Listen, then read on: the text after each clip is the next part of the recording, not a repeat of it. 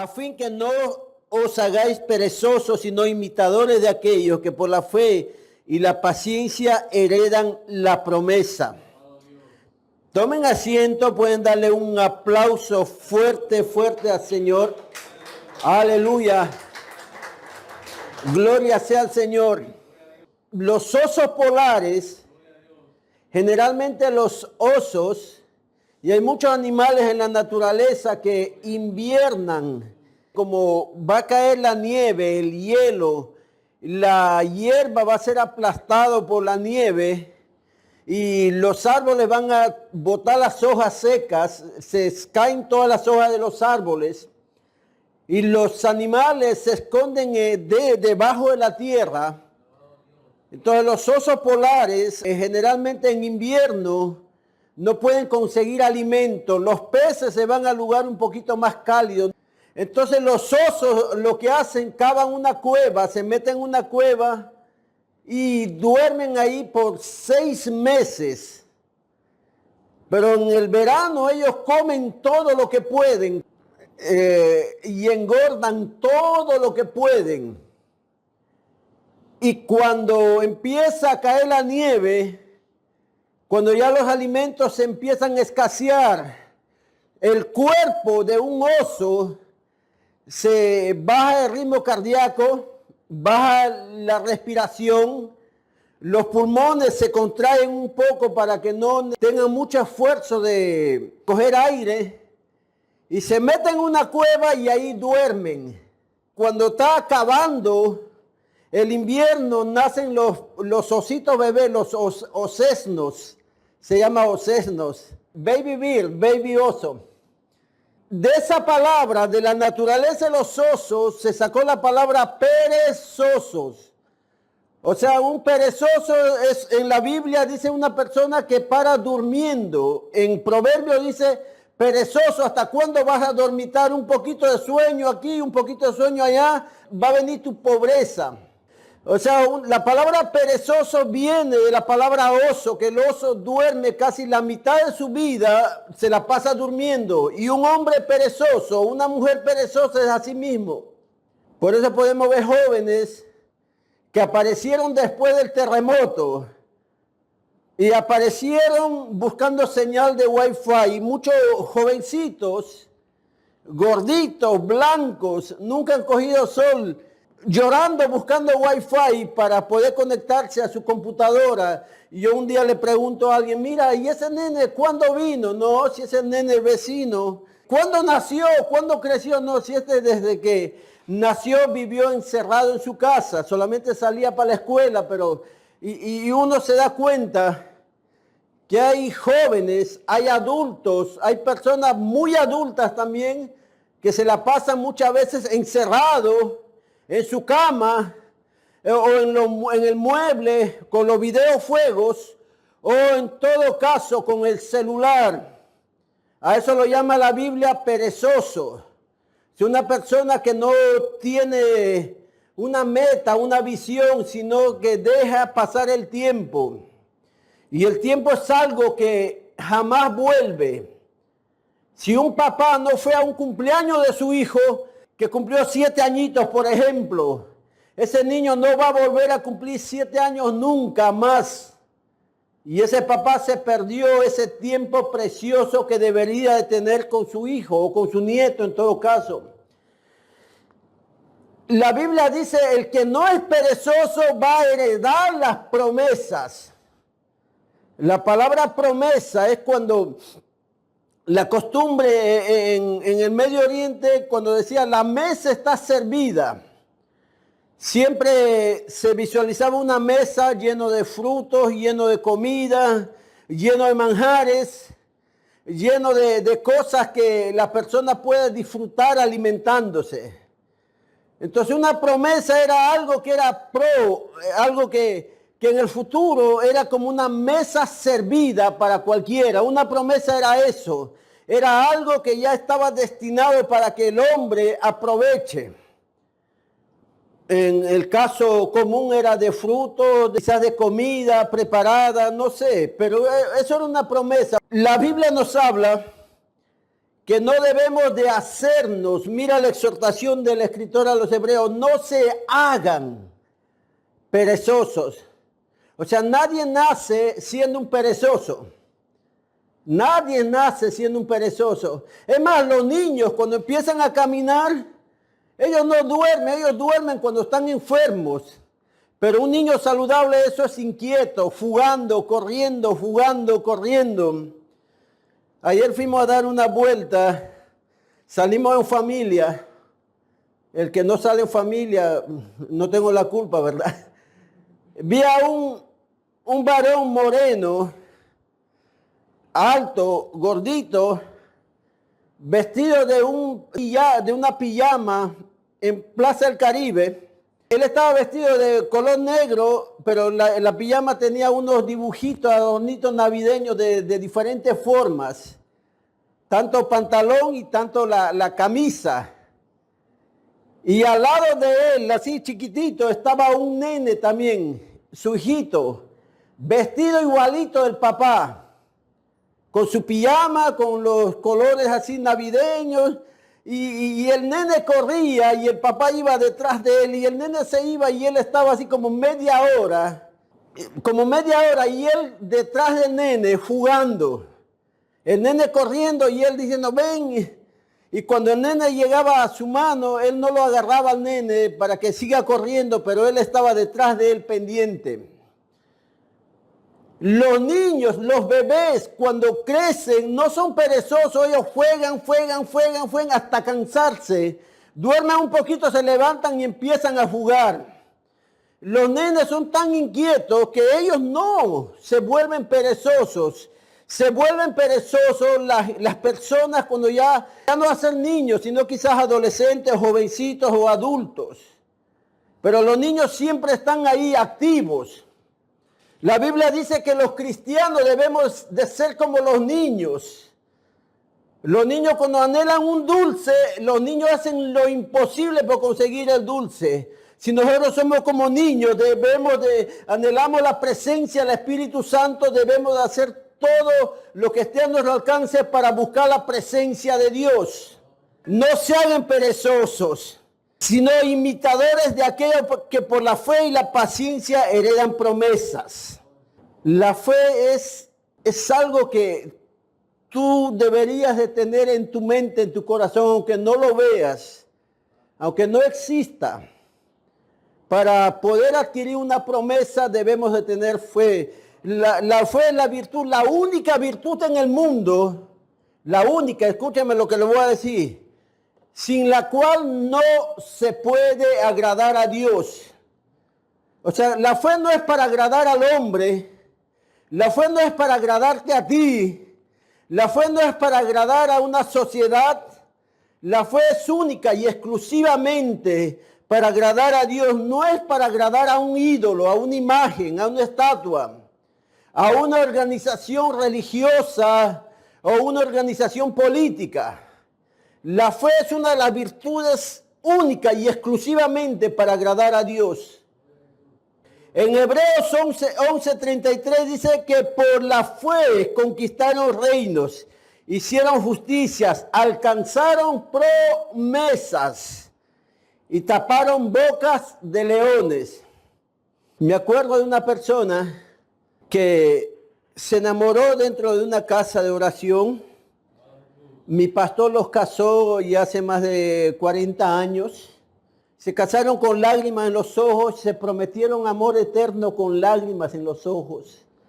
Él dijo, yo prometo amor delante de Dios en este altar, que te voy a amar, te voy a cuidar, te voy a respetar.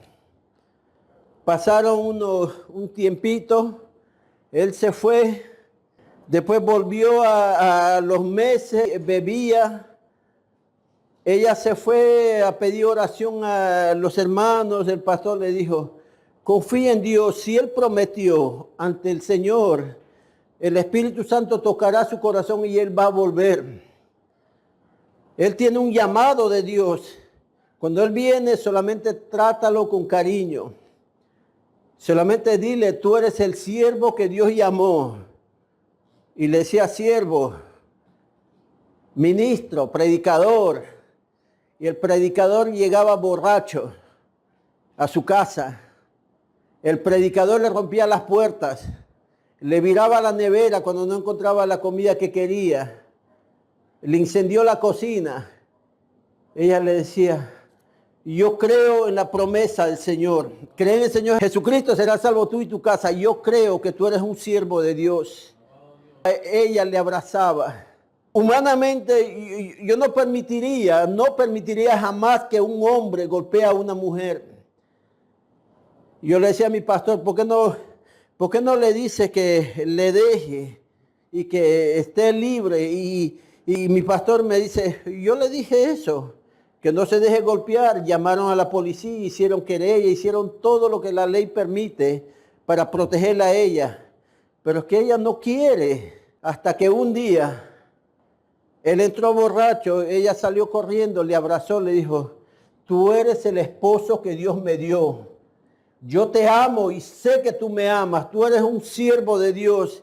Ese hombre cayó al piso, llorando, se reconcilió, pidió perdón con lágrimas en los ojos. Llegó a la iglesia, dijo: hermanos, yo estaba dando un mal ejemplo a los jóvenes, maltratando a mi esposa, que me ama tanto, y con los ojos hinchados, a punto de reventarse las venas de rojo, a punto que estuvo llorando como 2 días. Dijo: hermanos, la promesa que Dios hizo para bendecir a mi familia, yo estaba quebrantando esa promesa que le hice a Dios, y Dios me prometió una esposa hermosa que me ama, y esa es mi esposa, y Dios jamás falló. Yo pido perdón y de verdad doy gracias a Dios que no llegué a consecuencias terribles de hacerle daño a ella tanto como para quitarle la vida. Hay promesas que Dios, las promesas de Dios siempre se cumplen porque es de Dios, amén. La promesa que hacemos los hombres a veces fallamos. A veces quebrantamos nuestra propia palabra. En 2 Corintios 1:20 dice: porque todas las promesas de Dios son en el sí y en el amén, por medio de nosotros para gloria de Dios. Las promesas de Dios. Acuérdese, promesas de Dios. Dios prometió salvarte a ti y a toda tu casa, Dios lo va a hacer. Dios te prometió una redención y ya te redimió. Dios promete un cielo nuevo, una tierra nueva, Dios lo va a cumplir. Dios prometió poner paz en tu corazón. Agárrate del Señor y la paz entrará a tu corazón. Las promesas de Dios siempre, en este mundo tan convulsionado, con guerras, con amenazas políticas, con misiles, con amenazas de bombas atómicas terribles. Las promesas de Dios siempre se cumplen. Siempre. Dios no es un político. Dios no es un ministro que solamente está mirando cosas diferentes, sino en el reino de los cielos, cosas materiales. Las promesas de Dios son en el sí y en el amén. Si tienes una promesa de parte de Dios para tu familia, ora a Dios y confía en el Señor. Si la Biblia dice que serás salvo tú y tu casa, confía y descansa en el Señor. Si Dios dice que te va a levantar, Dios lo va a hacer porque Dios no miente. Las promesas de Dios siempre son en el sí y en el amén. Alabado sea el Señor. En Josué 21:45 dice: no faltó palabras de las buenas promesas que Jehová había hecho a la casa de Israel, todo se cumplió. Dios le prometió a Abraham, Dios le prometió a Moisés a una tierra prometida. Cuando llegó el tiempo, después de algunas generaciones, todo el pueblo de Israel llegó a la tierra prometida. La tierra prometida es la tierra que Dios le dio a Israel. Alabado sea el Señor. Y esas promesas quieren ser arrancados por otras naciones en estos tiempos. ¿Cuántas veces los hombres prometen matrimonio o las compañías telefónicas te prometen no aumentarte la tarifa? O un político te dice, no, vamos a privatizar la compañía eléctrica para que no haya más aumento, para que sea mejor para ustedes, ya no va a haber apagones. ¿Cuántas veces te han prometido cosas que jamás han cumplido? ¿O cuántas veces nosotros, lo peor?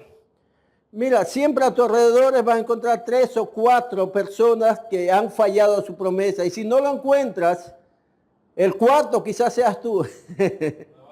Porque nosotros nos equivocamos. Entonces, ¿cuántas veces? En la Biblia hay más de 3,000 promesas para ti. 3,000 promesas. Si voy a leer unas cuantas, no puedo leer los 3,000. En San Juan 3:16 dice, y en esto están de acuerdo casi todas las religiones del mundo, de tal manera amó Dios a este mundo que ha dado a su Hijo unigénito para que todo aquel que en Él crea no se pierda, mas tenga vida eterna. La Biblia dice que la sangre de Jesucristo, su Hijo, nos limpia de todo pecado. Hay una promesa de todo aquel que en Él crea. Cree en el Padre y cree en el Hijo. No se pierda. Todo aquel que en Él crea. O sea, es para todo el mundo. Pero solamente todo aquel que crea no se va a perder. Alabado sea el Señor. Otra promesa hermosa. Jesús dijo, yo soy el camino, la verdad y la vida. Nadie viene al Padre si no es por mí. Nadie viene al Padre si no es por mí. ¿Cómo se llega al Padre? A través de Jesús. ¿Saben? En este último mes, fuentes informativas cristianas en el anonimato registraron más de 300 apariciones milagrosas de Jesucristo ante musulmanes, ante árabes, ante palestinos. Más de 300. Y algunos de ellos mismos, literalmente contando su testimonio y poniendo videos en internet, ellos mismos, los mismos árabes, diciendo cómo se le mostró el Señor, algunos por un texto bíblico, otros por alguna visión, otros por algún sueño, otros sencillamente cuando vieron a alguien predicar un mensaje, su corazón y su alma y su espíritu se ligó al mensaje de salvación y ya no hubo vuelta atrás porque el Espíritu Santo tocó sus corazones. Más de 300 testimonios de personas literalmente que fueron tocados por Dios sin ninguna intervención humana, sin que nadie les esté diciendo, sino que ellos abrieron su corazón y ellos vieron los sueños, las visiones, y sintieron la presencia de Dios en su corazón y fueron tocados por Dios. Cuenta un muchacho que fue criado de manera bien radical y odiando todo lo que es de Dios y haciéndole amar todo lo que es de su religión.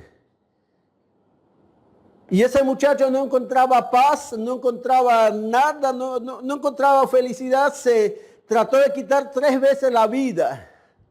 Se iba ante su imán, se iba ante su consejero espiritual y lo que le decía solamente que siga rezando las 5 veces al día. Y él se arrodillaba por años y golpeaba su frente en la alfombra y en la frente de él se le volvió negro de tanto hacerlo. Y las rodillas se le formaron también una especie de callos. Pero al ver que no encontraba esa paz, él decía, ¿por qué me enseñan a mí a odiar a los cristianos si ellos no me hicieron nada? Si cuando me encontraba con cualquier cristiano, siempre ellos bendecían mi vida, nunca me desearon mal, nunca desearon lo peor para mí. Y yo veo a cristianos que entre ellos se ayudan y ellos ayudan a otros. Y se enteraron que en una ciudad muy lejos, como a 500 millas, iba a haber una campaña evangelística. Y la mamá estaba pendiente de él para que no se quite la vida. Él le dijo, si tú vas ahí, yo voy. Y cuando escuchó predicar a ese hombre, ese evangelista, Dios le trajo un recuerdo en su niñez, que encontró un pedazo de un texto bíblico de cree en el Señor Jesucristo, serás salvo tú y tu casa. Cuando siguió predicando, el Espíritu Santo le trajo un recuerdo. Cuando él empezó a entrar a la universidad, encontró un papel escrito a mano, el mismo texto bíblico. Y cuando estaba escuchando al evangelista, escuchó que el evangelista le decía lo siguiente: Dios te habló en tu niñez, Dios te habló en tu juventud, te está hablando ahora. Cree en el Señor Jesucristo, serás salvo tú y tu casa. Cuando escuchó esa palabra, él cayó de rodillas, aceptó a Jesús y toda su familia aceptaron al Señor. Dios está haciendo cosas hermosas. La Biblia dice que será predicado este evangelio del reino a todas las naciones, a todas. Entonces vendrá el fin. El fin no va a venir por un terremoto, por una bomba nuclear. El fin no va a venir por un maremoto para la isla o para cualquier parte del mundo. El fin del mundo va a ser cuando sea predicado el evangelio del reino de los cielos a todo el mundo. Ahí vendrá el Señor. Anita canta, pronto vendrá el Señor, su iglesia a levantar. Debemos de orar para que el evangelio llegue a todas las personas. En San Juan, capítulo 3, versículo 3, Jesús termina una frase diciendo, el que no naciere de nuevo no puede ver el reino de Dios. Yo tenía un primo, cuando acepté a Jesús, yo tenía 20 años y mi primo tenía como 18, algo así. Le digo, mira, tú tienes que nacer de nuevo. Y me dice, yo nací de nuevo, yo ya estoy grande. Yo no entro ni en la barriga de una vaca, me dijo. Nacer de nuevo es ser una nueva criatura. ¿Saben? Cuando yo estudiaba, me equivocaba en mi libreta escribiendo.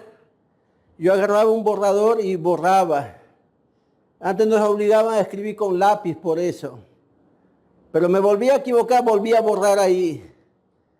La tercera vez ya no borraba, ya porque estaba como un manchado así negro ya. Hacía lo siguiente. Ponía saliva en mi dedo y empezaba a borrar. No me diga que usted no lo ha hecho. Y cuando borraba así, levantaba, había hecho un hueco ahí en ese lugar. Dios, cuando nos perdona y jamás se acuerda. Amén. Dios perdona y perdona de verdad. Nosotros a veces cuando perdonamos después nos medimos un poco. Es que tampoco podemos permitir que alguien nos haga el mismo daño. Amén, el mismo daño. En Apocalipsis 3:20 dice, yo estoy a la puerta y llamo. Si alguno oye mi voz y abre la puerta, yo entraré a él y cenaré con él y él conmigo. Si el que abre la puerta de su corazón al Señor, he visto milagros, hermanos, muy hermosos. Dios me mostró algunas cosas que van a pasar en mi vida, en la familia. Yo sé que la promesa de Dios siempre está presente de bendecirnos, de bendecir a la iglesia, bendecir su vida, bendecir su hogar, su familia. Jesús está siempre tocando la puerta de su corazón. Por gracia son salvos por medio de la fe. Esto no es de ustedes, es don de Dios, no por obras para que nadie se gloríe. Alabado sea el Señor.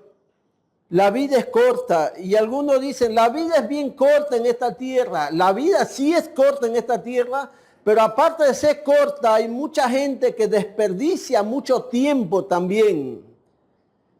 Y a una mujer también le dije, mira, tu esposo se fue, te dejó con los 5 hijos. El tronco se perdió, pero rescata los retoños. Rescata los retoños de ese árbol. Rescata a esos bebés, enséñalos a esos bebés que tú eres diferente, que tú los amas de verdad, que tú no los vas a abandonar. No te sumerges ni pierdas tiempo llorando y lamentándote porque Él se fue. Ese tiempo ocúpalo en amar a esos niños, en levantar a esos niños para que esos niños sigan adelante. Más adelante esos niños, cuando sean adultos, ellos van a evaluar por qué su papá se fue. Pero tú denles todo el amor que puedas. Cuídalos. A veces pasamos tiempo lamentándonos por cosas que no podemos cambiar. El pasado jamás vamos a poder cambiarlo. Aunque así amemos o tengamos amargura en el pasado, jamás vamos a poder cambiarlo. El futuro es algo que todavía no vemos. Y la manera de buscar algo mejor en el futuro es trabajando en el presente. Amén, trabajando en el presente. Jesús se preocupó tanto en preparar a esos predicadores que dijo, voy a mandarlos a 70 ahí para que vayan casa por casa y entre dos. Voy a preparar estos 12 también. Es más, estos 12 me los voy a llevar donde yo duermo, van a dormir. Donde yo camino, ellos van a caminar. Lo que yo como, ellos van a comer. Si me subo en un barco, y ahí van a subirse en un barco también ellos. Pero a estos 12 voy a prepararlos para que ellos prediquen. Jesús estaba tan preocupado en el presente de extender el reino de los cielos para que más adelante ellos tengan ya en su corazón el anhelo de servirle a Él. Hay una palabra que se dice, Jesús no procrastinó. Procrastinar es dejar algo para más adelante lo que se puede hacer en este tiempo. Lo que podemos hacer para alcanzar las promesas. Uno, no ser perezosos. Lo dice la Biblia, ¿saben? La iglesia que acepté a Jesucristo era como 3 veces más grande que esta nave. Alabado sea el Señor. Tenía un mezanine al costado. Entonces los hermanos se sentaban en un segundo piso así como un mezanine, como si fuera la iglesia de Lima, y en el pasillo había personas. Y arriba del altar estaba la casa pastoral. Vino un predicador y predicó la venida del Señor. Usted sabe ese predicador, ya Cristo viene. El modelo del mensaje de Gigi Ávila, la manera de Gigi Ávila. Y un hermano se quedó dormido. Acabó el servicio y dijeron a todos que se vayan. Se quedó el hermano durmiendo y el pastor, como vivía detrás del templo, se puso a apagar la luz, a guardar los micrófonos, a limpiar un poquito. Y él se levanta y dice, wow, los hermanos se fueron. Fue rapto, el arrebatamiento. Ya Cristo vino por su iglesia, se puso a llorar y a gritar ahí. Y el pastor está limpiando a una esquina y escucha al hermano gritar. Ni él se había dado cuenta que el hermano se había quedado dormido. Le dice, pastor, te quedaste también tú. Y el pastor le dice, mi hijo, tengo que quedarme. ¿Quién va a limpiar las cosas aquí? Te quedaste dormido. Ve, vamos, toma la llave, abre la puerta de la iglesia si no te dejaba trancado dentro del templo. La venida del Señor va a ser así, hermanos. Por eso hay que estar siempre activos sirviéndole al Señor. La otra cosa, debemos de entender que no todos los que te rodean no son perfectos. Yo a veces digo en mi corazón, orando, le digo, Señor, torpemente estoy tratando de servirte. Quizás no sea el pastor que ellos anhelan, tener un pastor como mi persona. Quizás ellos anhelan tener otro tipo de pastor. Quizás me equivoque mucho hablando o compartiendo, o quizás no estoy orando lo suficiente. Y yo entiendo también que no soy perfecto, pero también nadie es perfecto. Nadie es perfecto. El problema de los cristianos es que piensan que el que está a su lado es perfecto. O piensan que ellos son los que nunca se equivocan. Pero quiero decirles, hermanos, si han encontrado errores en mí, perdónenme.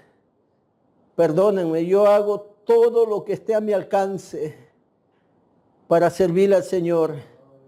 Estoy orando mucho por ustedes, mucho. No se imaginan.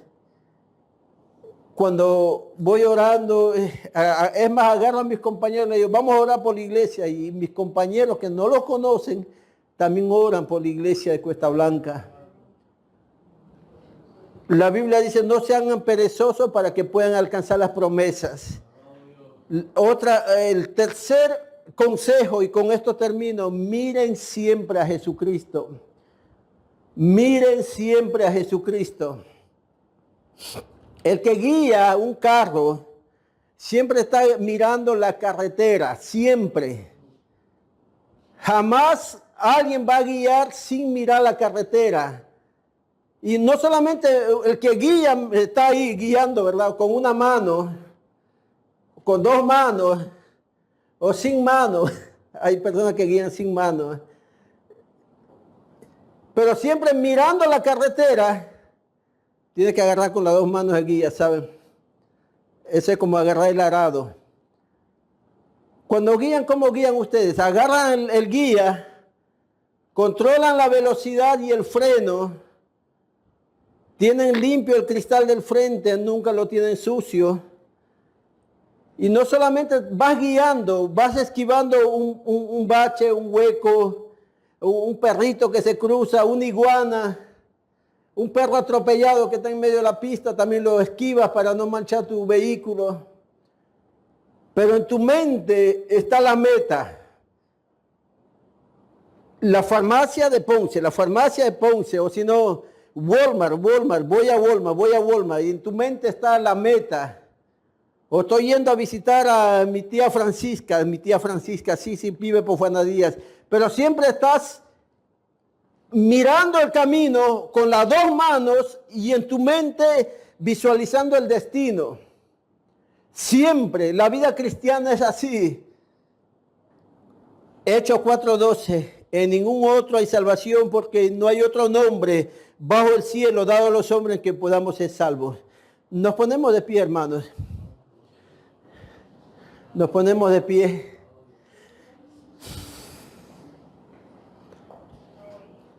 Nunca te olvides de la promesa que Dios ha hecho contigo.